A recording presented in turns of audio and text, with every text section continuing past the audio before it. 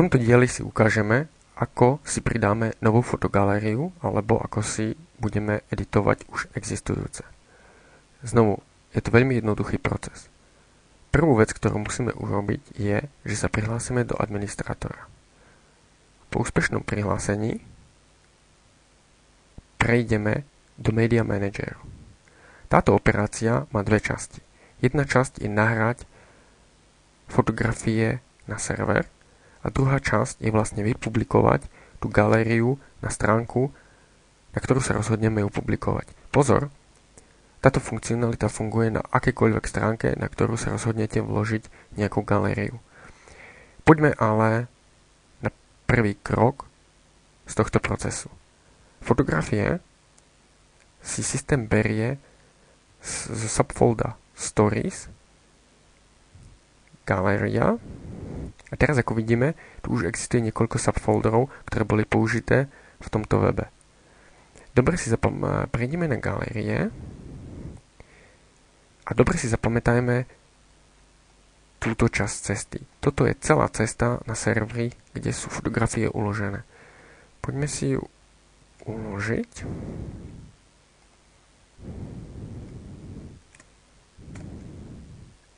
Vlastne ju mám uloženú, teraz ju máme dvakrát. Budeme ju neskôr potrebovať. Ako to vytvoríme? Je to jednoduché. Najprv si vytvoríme nový subfolder, pomenujeme ho treba Pokus. Stále pozor na veľká malé písmena. Systém rozlišuje veľká malé písmena. Čiže najprv prvú vec, ktorú potrebujeme urobiť, sú nahratie fotografií. Otvoríme si subfolder Pokus a začneme nahrávať. Ja som si už niečo pripravil dopredu. Sú tu dve fotografie, tak poďme si ich nahrať. Máme prvú. Poďme na druhú.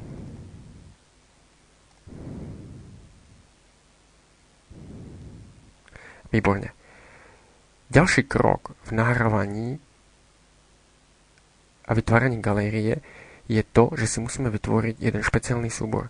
Tento špeciálny súbor, pozrime si, už existuje v existujúcich galériách, má názov labels.txt. Najprv si musíme tento špeciálny súbor vytvoriť na lokálnom harddisku. Ja som si ho už predpripravil, tak sa na neho pozrime. Tento súbor je jednoduchý. Všetko, čo tento súbor musí obsahovať, je názov fotografie, aký je na disku, a jeho popis. Medzi tým sa vsunú dva pipeline. Prečo dva? Pretože ak by sme niečo vsunuli tu do stredu, poďme to skúsiť, napíšeme tam Štefan, tak tento názov sa neskôr zobrazí v náhľade fotografie. Druhá časť, za druhým pipeline, sa zobrazí až pri tom, keď si vyvoláme tú fotografiu v originálnej veľkosti. Ako vidíte, mám tu jednu chybu, pretože obidve súbory sú 1.jpg, 1.jpg. Ale, ako sme si súbory nahrávali, tam sú dve súbory.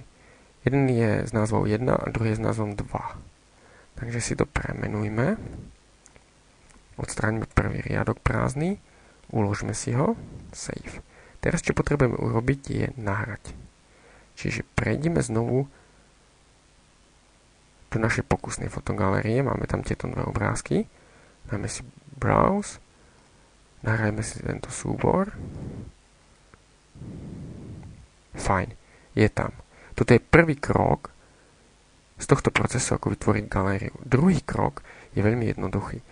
Prejdeme do kontextu a prejdeme do Article Manageru. Môžeme to urobiť cez Context Article Manager, alebo môžeme ísť cez hlavnú site ešte raz, a je to Site Control Panel, Article Manager. Nájdeme si požadovanú stránku, na ktorú ju chceme vložiť. Foto. Go. Stačí nahrať časť názvu stránky a ono to nájde všetky stránky, ktoré obsahujú časť tohto slova. My máme záujem o fotoblog. A A tu vidíme, že sú už vypublikované 3 fotogalérie. Prejdeme na hlavnú stránku. To vtáky pralesov, pralesná fauna v obrazoch, jeseň v pralese. Znovu do administrátora. Všetko, čo potrebujeme urobiť, je zadať nový názov a potom zadať jeden riadok kvázi kódu.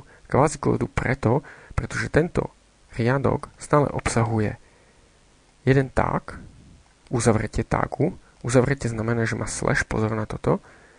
A potom je to časť cesty, do ktorej sme nahrali tieto súbory. V našom prípade to bude gallery. A pokiaľ sa dobre pamätám, je to pokus. Čiže urýchlime si to, skopírujeme existujúcu časť, prepíšeme Štefanov pokus. Teraz všetko, čo potrebujeme zmeniť, je takto. Pokus. A teraz všetko, čo je potrebné, je apply. A v tom momente sa nám vlastne táto galéria zjaví na website. Čiže dáme apply.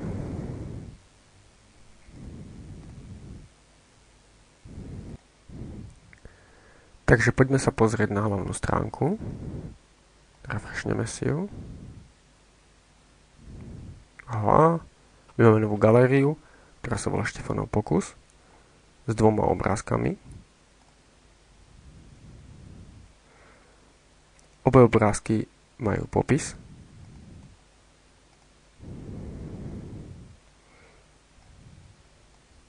Ale iba jeden obrázok má popis pod náhľadom, a to bol Štefan, a to je ten obrázok, ku ktorému, keď si pozrieme, je to vlastne prvý obrázok, pretože ten má popis Štefan v strede medzi 2 pipelinemi, druhý nemá, tak tomu chýba. Dobre, poďme si teraz ešte rýchlo ukázať, ako tú galériu odstránime. Je to jednoduché. Všetko, čo potrebujeme urobiť, je, keď pôjdeme do menu, znovu si nájdeme našu stránku,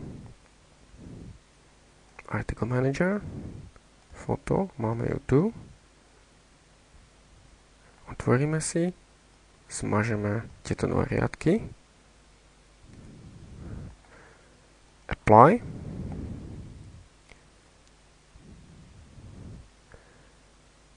pozrieme si fotoblok, ešte stále to tam je, refreshneme to, šup, galéria prestala existovať.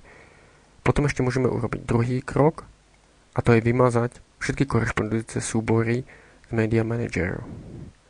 Media Manager, Stories, Gallery, Galleries a zmažeme pokus. Píše nám, nie je možné zmazať, pretože obsahujú súbory, takže musíme ísť dovnútra subfolderu, označíme jednotlivé položky, zmažeme fine a teraz zmažeme celý tento adresár a vlastne sme pozametali stopy za našim pokusom.